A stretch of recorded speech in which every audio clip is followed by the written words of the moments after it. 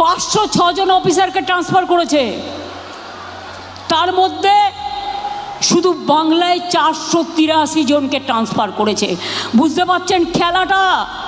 এর চক্রান্তের খেলা বুঝে নেব। খেলা হবে দুরন্ত খেলা, দুর্দান্ত খেলা। বিজেপিকে শূন্য করে দিন, বাংলাকে পূর্ণ করে দিন। বাংলাকে টার্গেট করলে আমরা আগামী দিন দিল্লিকে টার্গেট করব।